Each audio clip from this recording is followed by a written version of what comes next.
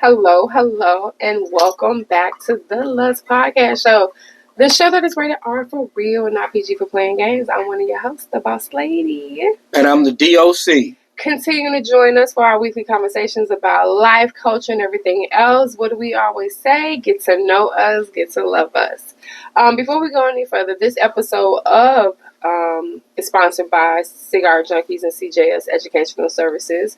We would love for you to continue to check out our merch at cigarjunkies.com. But before we jump into this next episode, D.O.C., how have you been? What you got going on? What's coming up? Been doing great. A lot of work shit. Outside of that, finishing up the book, the realest shit I ever wrote. Okay. So that's going to be coming out soon. A 2 second bit Well, about shit, that? it's just a book about the journey of my life. Growing up in certain situations and how to navigate out certain situations. A story of resilience. But it covers like the first, I would say, 25, 30 years of my life up to that point. So, it was really, I got it out of really something to share with my kids. That's really what it's really about. Okay. So they can understand, my makeup and where they came from and, why I am the way I am. And like I said, not only that, but showing people that you can come out of certain situations and, still survive them. And not only survive them, but thrive. Okay. Now, is this going to be the first book of a series of books, or is this just going to be the first book and that's it?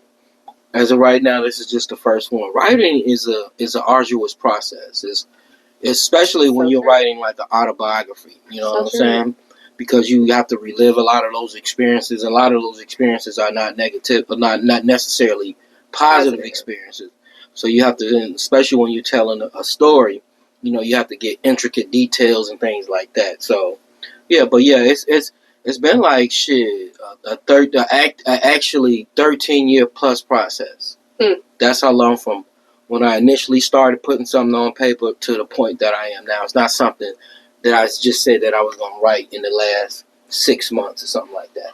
Well, I tell you this, when it's time to release that book, I promise y'all we will have a podcast episode dedicated to that, where you get to ask whatever questions you want to the D.O.C. in regards to his book.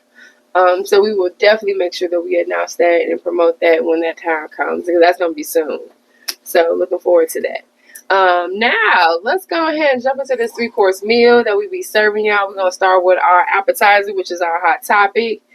And so I heard somebody talking about this, and that was blocking somebody. Like literally blocking them, not necessarily for social media, but literally blocking them from calling them. Like they got mad at the person and they blocked that person. Even though this may be a person that they may need to talk to, they still block them. So, D.O.C., pettiest reasons that you have ever blocked somebody? Well, the pettiest reason, and I would say from social media, is for voting for Trump. Yeah. Yeah, certain people and it wasn't that they voted for Trump, it was how they expressed how they were voting for Trump. And I felt that they was getting super disrespectful towards Kamala Harris. I'm not a big fan of her, but there's certain shit you just don't do and say, especially, and this was coming from black people. So these were black people that I unfriended. And then a couple white boys, just for their extreme Republican policies. I just don't want to see that shit. So basically, I know how I am. So basically, you block them because of who they're affiliated with on the back end. How they express this shit is extreme. You can be, because I got people that I know voted for Trump on my thing. Not too many, but I didn't unfriend them because they not extremists with it. When I'm saying like they not being offensive, derogatory with the expression towards the other people. But I've only blocked one person ever in my life on my phone. I don't do that. I just won't pick up your motherfucking call or won't contact you. I don't have. Yeah. I've only blocked one person ever before. That was it. Yeah, I don't have anybody in my phone that's blocked. Like, it's actually like somebody that actually called me. I just won't call you. Now, I would say this. When those calls come through, they be like spam likely. Now, I will block those when I see when those calls be blocked. But like as far as people, no. Now, I would say this. Recently, was like one of my first few times blocking a couple of people on social media, which I've never did before. But due to a situation, I felt like I needed to block them, and I did that with no problem. But in what situation can you be? It was that it was just some people who you thought were one thing, but they ended up turning out to be a different thing, and I didn't want no more ties to them, who they were and what they represented. So for me, it was just easier to pull myself away, not affiliated, and then it's like, I don't even want to hear whatever bullshit you're talking about. So to prevent any bullshit from seeping through the seams, let me just block you. Then that way you can never I ain't never got to worry about that no more. And that was it. You know, I got one story. This is crazy. And I knew it was a girl that I had friended from back in the day when we were growing up in the projects. And she, not only did she block me and not take my friend request, but then she shot me a DM and told me why. And apparently it was because we had got into an altercation that I did not even remember what happened when we was kids. And apparently I wilded out and she didn't appreciate it. Oh, wow. And she always remembered it. Oh, and wow. I had forgot about it. And, you know, I apologized and everything and moved on. But then I did ask my cousin about it because I don't remember everything. You know what I'm saying? And he said, yeah, nigga, you did. You wild out, G. I said, oh, that's why she can't stand my ass. I said, I didn't know. He said, yeah, nigga, you was wilding out, G, back in the day. So, so yeah, I know that. I probably would block you too. Yeah. If you did something to me, egregious, or what I consider as egregious. Yeah, you'd be. It was fighting, nothing sexual, nothing like that. What people do that, we were fighting. Now I tell you this: the biggest thing that I hear about people getting blocked, I hear a lot of women talk about how they have to block dudes because dudes be coming sideways with a lot of shit, like won't stop DMing or will send crazy shit to the DM. Or shit like that, and then they just like, you know what, I just have to block you to save my peace.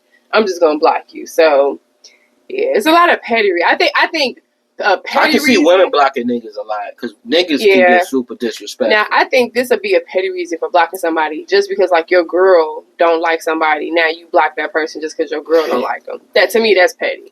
But some people say, no, that's being loyal. I may. You know what, though? It depends on the situation. And what was done and all that.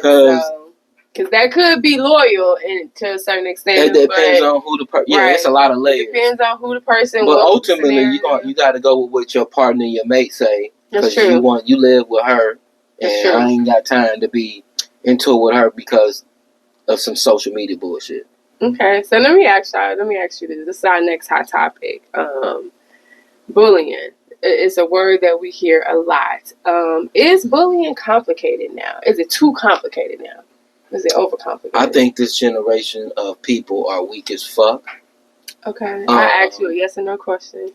What was the question? I said, is bullying overcomplicated now? Yes, it is. Now you can say. Yes, and it is because I think people take anything as bullying. Any sort of criticism is bullying. If you laugh at a person, it's bullying. If it's a fact and it's true, it's bullying because I'm just conveying a fact of truth. Like, you're overweight. That's not bullying. You smell funny. That's not bullying. Now, I guess people would say, well, it's not bullying depending on how you deliver the content of what you're saying.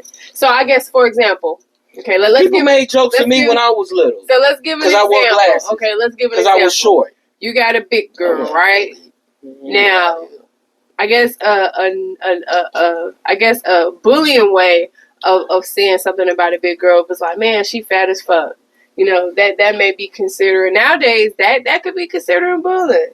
Bullying is if you run up on her and you're constantly making jokes about the person, constantly demeaning the person, constantly being offensive and derogatory. Now, if I crack a joke on you and I move on, that's not bullying. So I'm going to tell you something. Working in education, working in the public school, working in the school system, bullying is not that simple. Bullying is not that simple anymore. And bullying does not have to come on a consistent basis.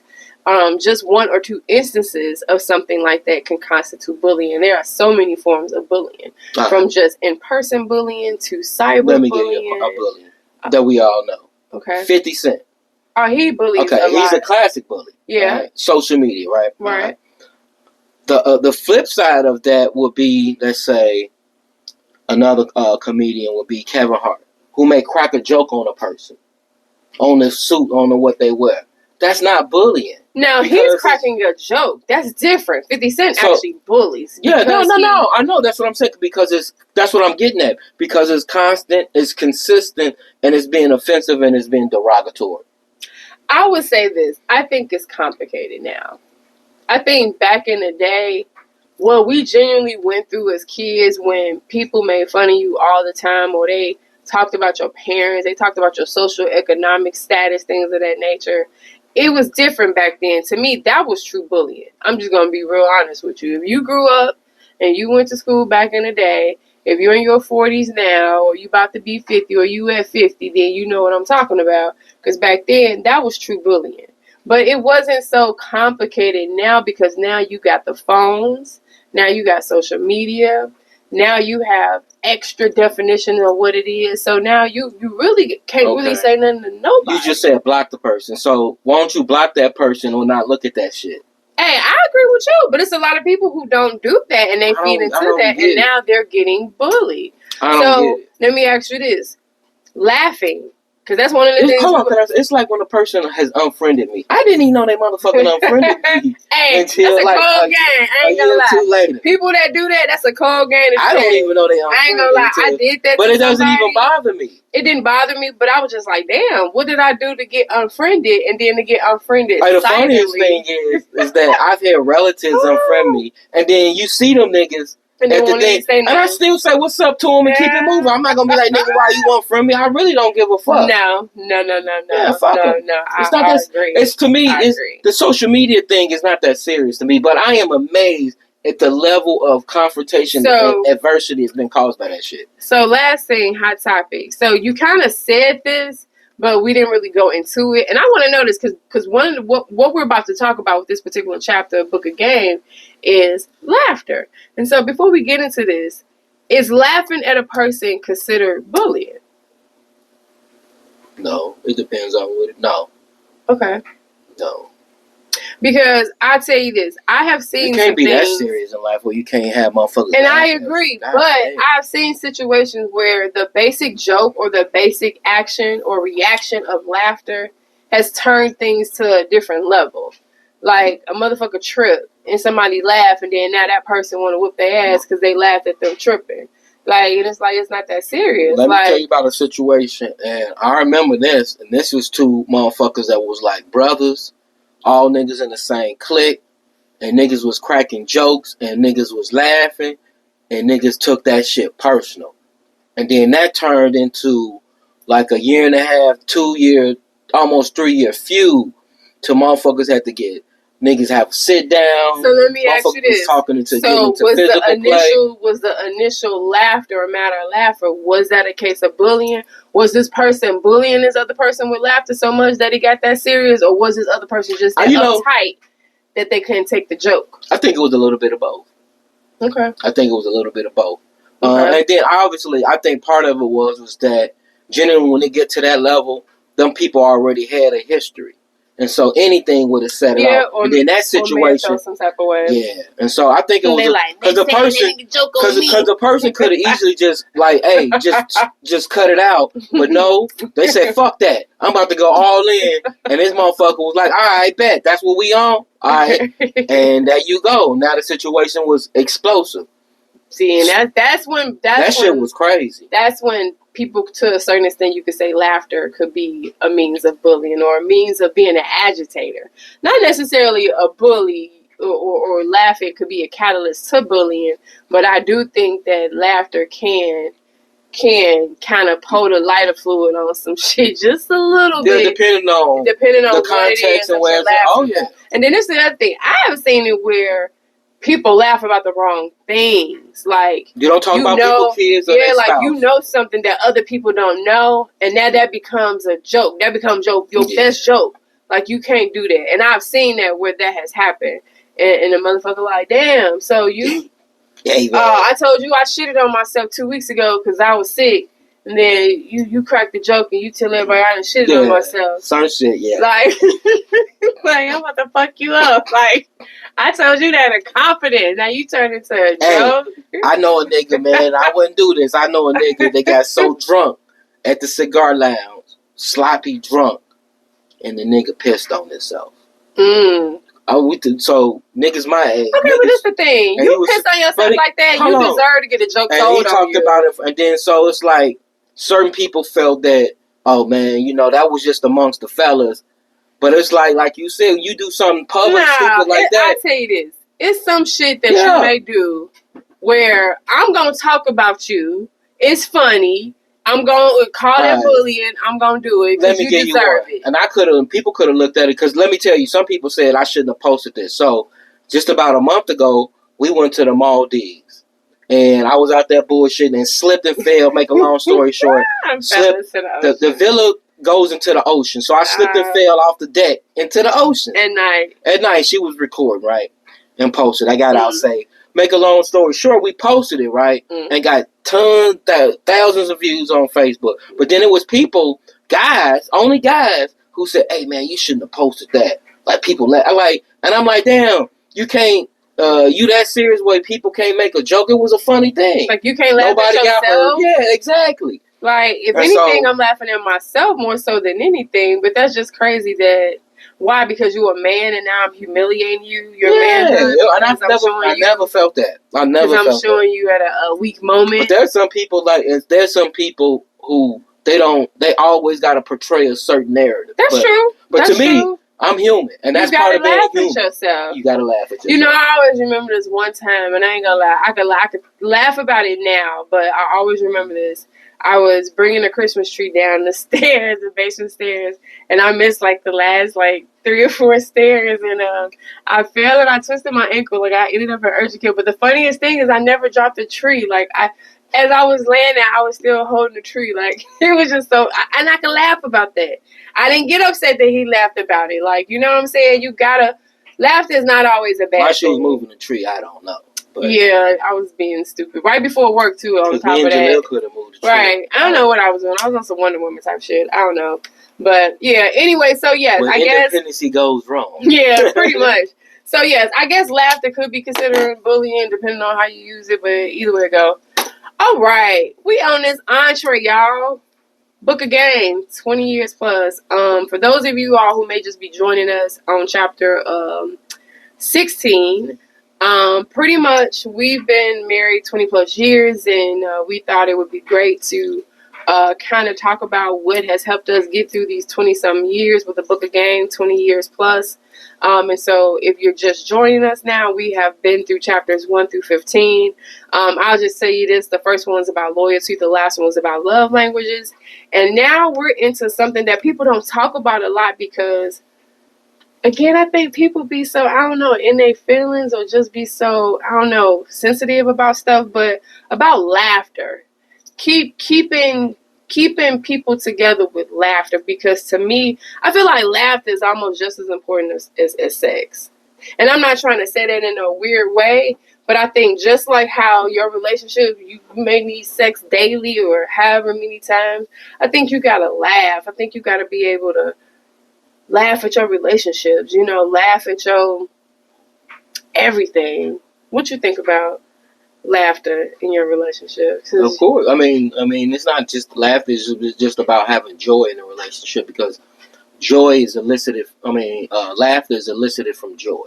Yep. Something is making you happy and you're laughing at it. Exactly. So that's why people go to comedy shows. Yep. Things like that to decompress for an hour and a half, 2 hours. Those things are important. So that's why we watch certain TV shows and things of that nature. So that's very important. I think laughter is like a very underrated, powerful relationship tool that people don't look at humor, laughter as something that can really help your relationship. But I think the humor. So what if I'm funny and ain't got no money?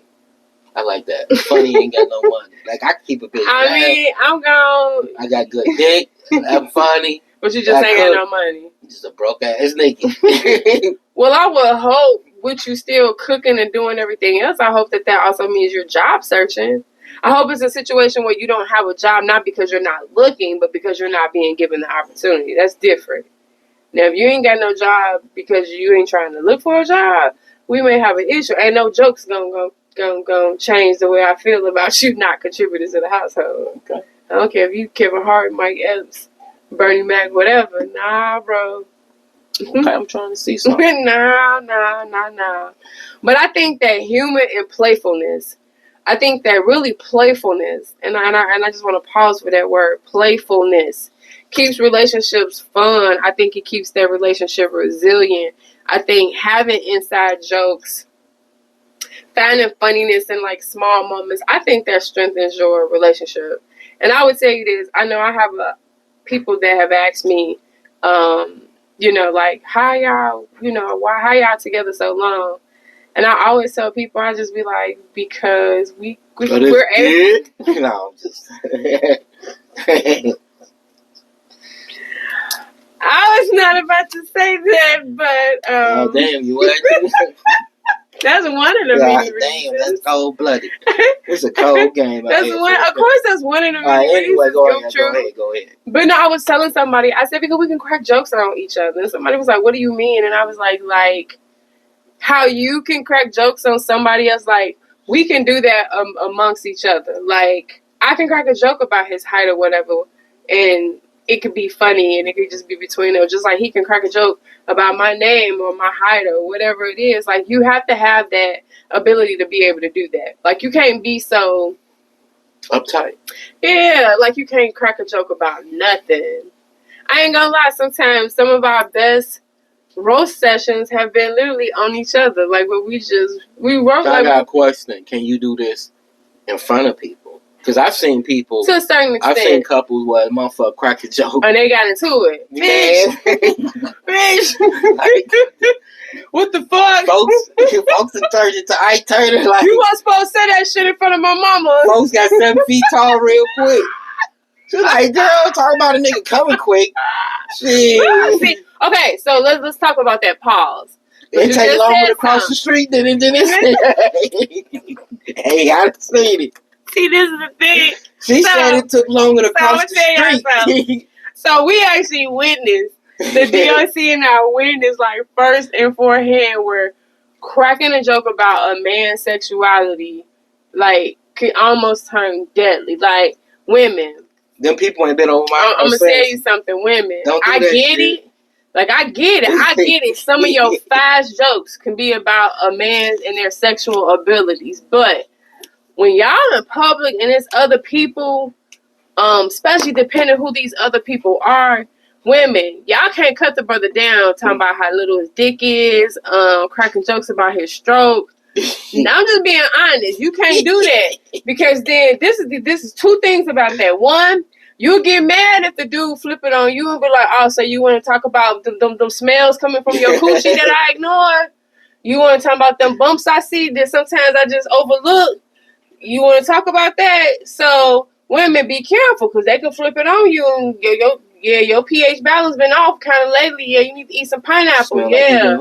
Yeah, ammonia going on. So you got to be careful. Then the other thing is, you never, as a woman, you should never, your end goal should never be to demasculate your man in public. No matter what type of jokes or things y'all may say behind closed doors where nobody else can hear that shit, the worst thing you could do is in front of a bunch of people and talk shit and be demoralizing. Because that's not, you could be funny, but yeah, that old nigga, yeah, he gonna come in here trying to get some. Never embarrassed. But you ain't like, yeah, that nigga got to take like 2 pills to fuck with me. You don't do stuff like that. Like some jokes, so yes, you can crack a joke in public in front of other people, but some stuff you can't bring up. I remember my one nigga cracked a joke on this girl boots. And them boots was terrible. He went in on them boots. She probably cussed his ass out in the car, but he went on them Patti LaBelle. You know what else laughter can do? I thought she motherfucker broke the glass and stole them bitches out the Hard Rock case. You know what else laughter can do? I think, and people overlook this. I think laughter can help you resolve conflicts easier. I think sometimes, and I mean, you obviously the timing got to be right, but I think like it can deflect momentarily. It can. Like if me and you been beefing or something like that, and then something happened, you know, me cracking a joke about it can maybe diffuse it for like that at least get our mind off the fact that we're at war for at least that hot second. Okay. So I do think it can work in those favors and kind of help. I think just me personally, laughter is just a stress reliever. People talk about, you know, working out, that's a good stress reliever. You know, some people drink, smoke, whatever. But I think watching funny stuff, and I will admit, I love, like, this is why I love the Ridiculous channel on the app that we have, because I literally at any moment can just go there and watch it and laugh and feel better sometimes. Other stupid motherfuckers. And other people, exactly. And other people, and I can feel better about my bad day with laughter. It definitely can cure a bad day and definitely can help y'all. Do you think laughter can help you keep your spark alive? Yeah. How? I mean... He always know I'm gonna come with a follow-up like, how? Why? Like a little kid. I mean, he never be ready. Yeah, I do. He never be ready. But they keep the spark alive, like I said. You can go out to events, comedy shows, and things like that. Yeah. You feel safe. Because being able to crack a joke with a person is that you feel like you can be honest with that person. And then trust their reaction, that they won't go over the top and act stupid. Yeah. So. I like it because it can allow you to be goofy and spontaneous. I think that's the biggest thing. I think sometimes people be so serious in life that like you can't crack a joke. I can't be goofy. Like, okay, I put it. Well, okay, we gonna laugh. Let's speak to other things because they're not happy with. Because if you have problems with that, that means you're not happy with other things in the relationship. Yeah, I mean, like, yeah, that is true. Then that could open up another can of worms. Like, okay, I ain't laughing because I ain't happy. Ain't nothing to he about. H-A. I am not happy. So, yeah, you got to be careful with how you look at that. But I definitely think that the laughter is really good at helping you keep your spark alive and stuff like that. You know, I want to tell a story, but I know the D.O.C. gonna look at me crazy if I tell it, so I don't know if I can tell it. But I think it was a funny moment in our relationship, and this was a long time ago. This was even before we was married.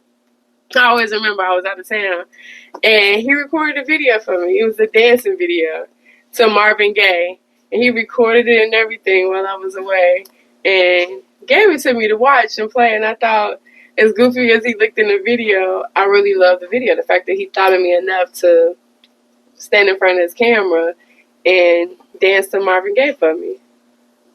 You don't remember that? Yeah, I do. You remember that? I was going out drugs. You probably was. You look like you was loaded in the video. You look like, yeah. I definitely did some drugs that day. And then you know what? Speaking of love languages, because our last episode we talked about love language. I think when you have outside jokes, I think that's your own love language too. When you're able to go places and you can see your partner or whatever, your person from across the room, and y'all can lock in and y'all can see something that's funny and y'all ain't got to say nothing, but y'all know what the joke is and y'all can laugh. Like that's y'all own language. Like, look at this motherfucker.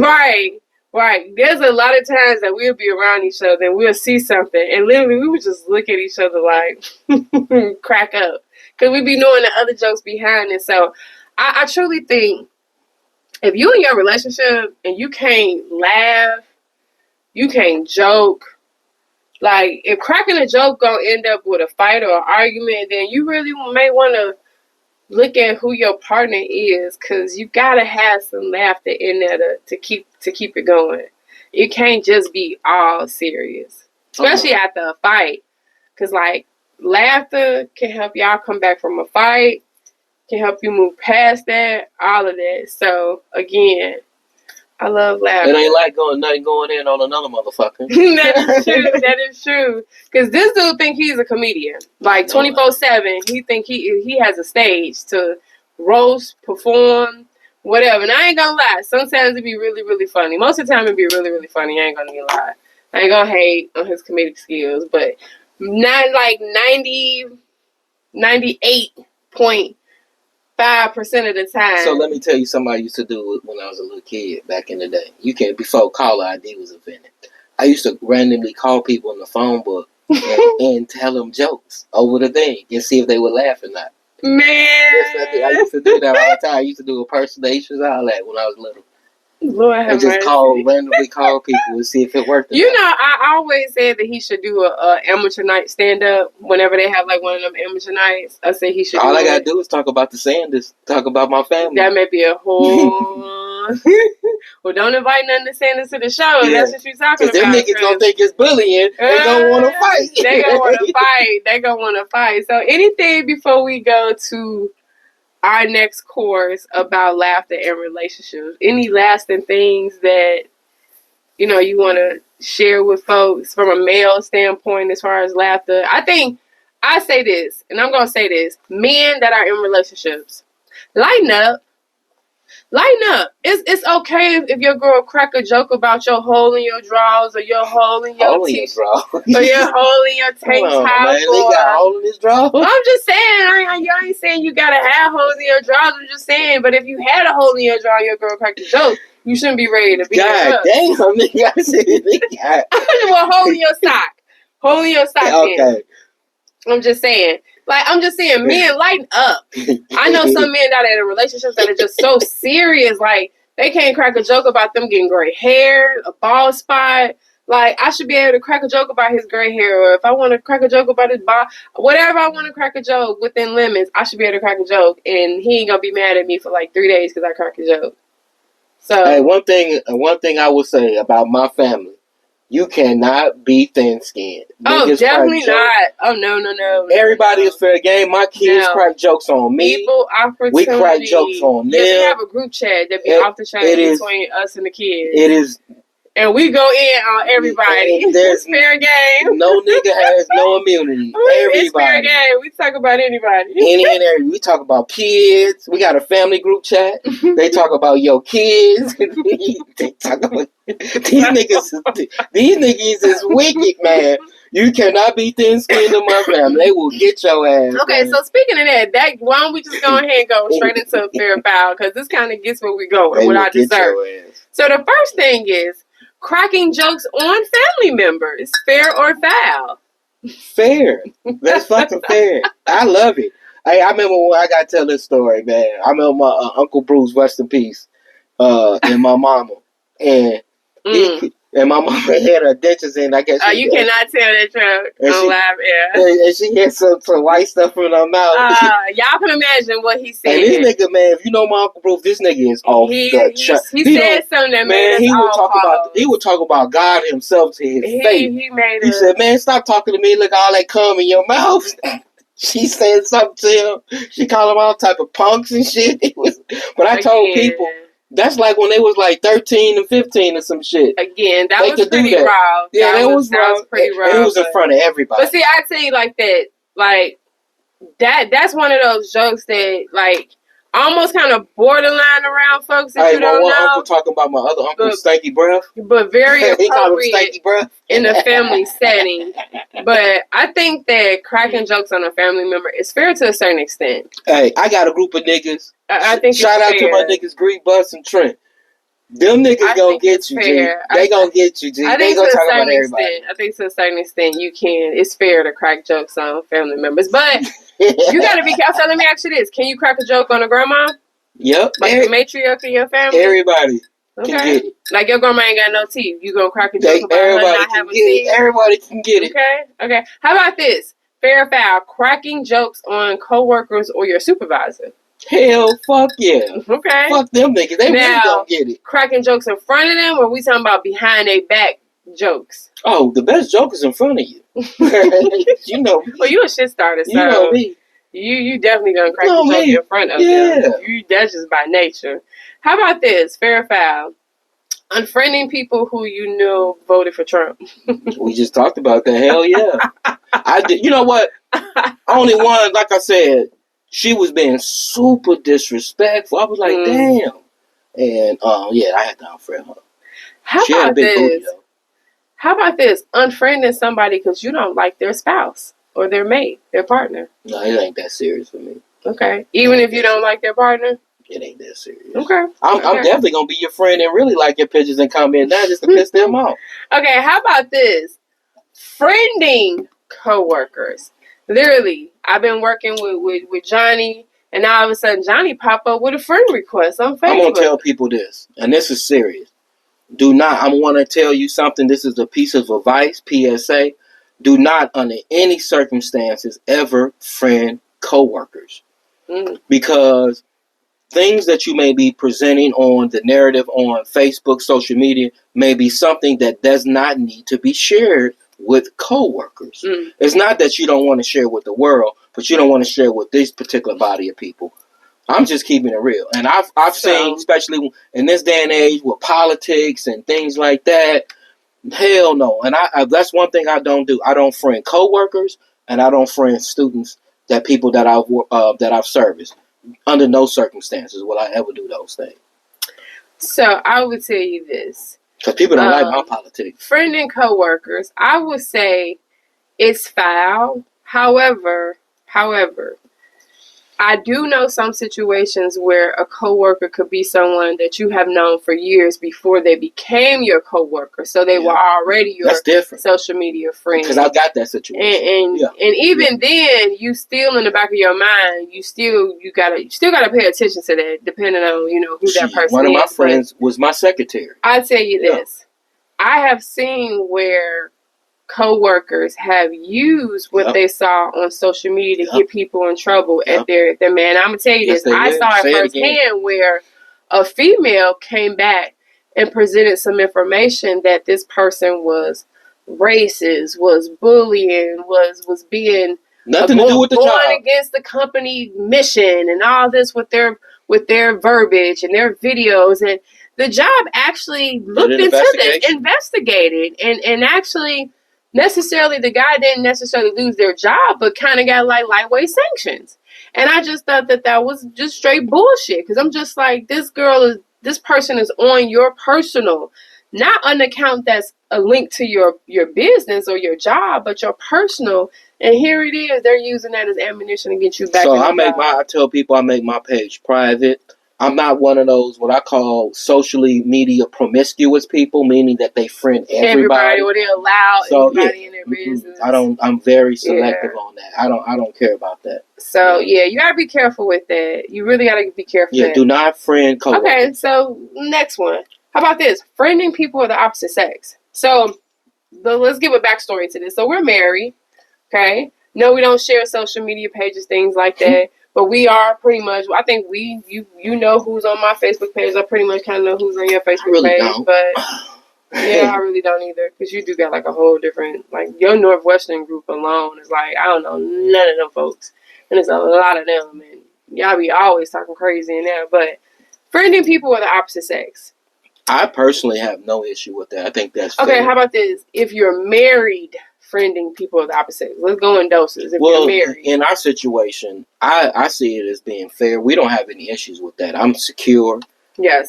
In that I don't monitor her social media activity and things like that. So, if I can, but go ahead. No. I was gonna say, ladies, if I could use this as a PSA moment just for 1 second, because I've been criticized about, I guess, allowing him to do certain things, and literally I put allow in my air quotations, because this is what the person actually said to me. I can't believe you allow your man to do this, and I'm like, I don't even understand what you mean when you say allow, because he's a grown goddamn man. So I don't get that.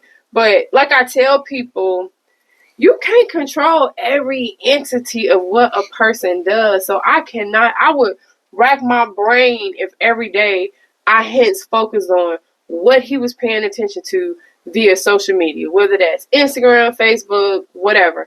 I would lose my goddamn mind if I sat there and tried to follow everything that he does at every moment, or go through his friend list every day or every week to see if he got any new female friends, and then that's a wicked game. And I know people who play them games, but I don't have time to play wicked games. Because all that does is play games with your psyche. And then it makes you be all fucking crazy and stuff. Because now you every day stalking his... Man, I got time for that shit. To me, it shows a level of insecurity. It does. A level of controlling, possessiveness. On both entities if you engage in that. I don't... Yes. It's different if a person is engaging with those and people you see it in a disrespectful manner. Right, and you see it. And you want to address it like, whether you see it or not. Because you may not... They may be doing stuff that you don't know. Yeah, that is true. But I'm saying that... once again, you got to, at some point, develop a level of trust that you know that when that person, because if most guys consider their woman to be attractive, and most women got a nice looking man.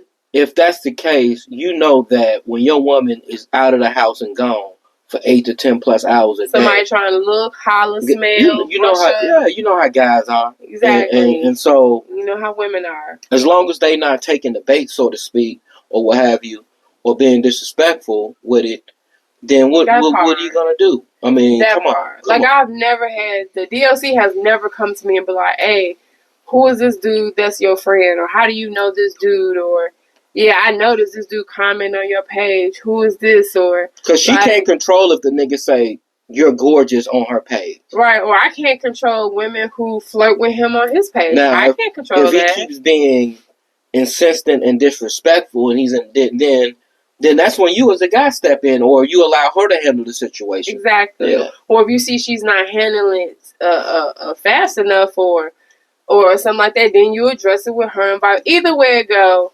again, you cannot. We communicate. We a little bit different, I know because you've gotten DMs. Yeah, I've gotten DMs, and I've showed. That's the one thing you communicate. We show each other. That's the funny thing is, look what this motherfucker. And I tell you this, and this is for anybody. If you DM me, especially if you opposite sex, he's gonna see the DM. So, like, you can talk wild, you can talk crazy, but he's gonna see it. That's just how open we are about things. So, yeah, it's funny. Well, that is all the fair and foul that I have for the evening. I appreciate you, D.O.C, talking about laughter, because again, it is needed. I wish more people would crack jokes, learn how to crack jokes. Obviously you shouldn't be cracking jokes on disabled people. You shouldn't be cracking jokes on people based on their sexual orientation. Disabled niggas can get it. Motherfucking gay niggas can get it. Trans niggas can get it. Niggas can get it. White hillbillies can get it. See? I am an equal opportunity offender. So anybody can get it in my book. Oh, well, the blind bitch with no legs can get it. Oh, Lord, not the blind one. Not the blind. So you would talk about little people, too? Man, anybody can get it. Anybody can get it in my book. Man. So I can go one last question. What is a joke that somebody cannot joke with you about that will send you straight from 0 to 100?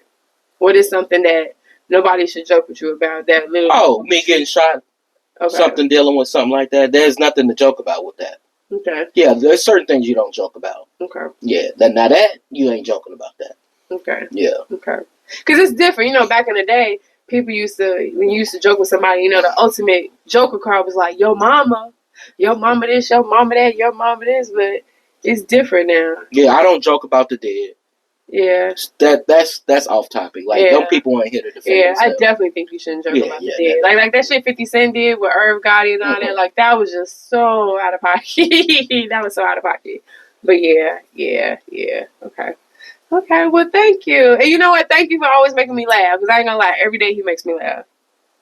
Every day he makes me laugh. Whether that is... And make him mad. Just not waking up. Like, that nigga woke up. I thought he was gonna die last night. What? Who ever thought that?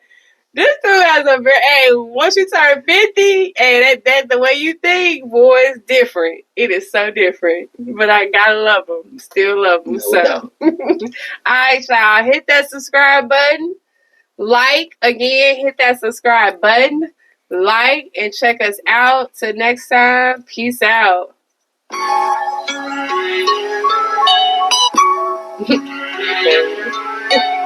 you should try to be safe. We'll see. Thank you. I got 7 minutes. So. You say you got 3 minutes? 7. A hard 7 minutes.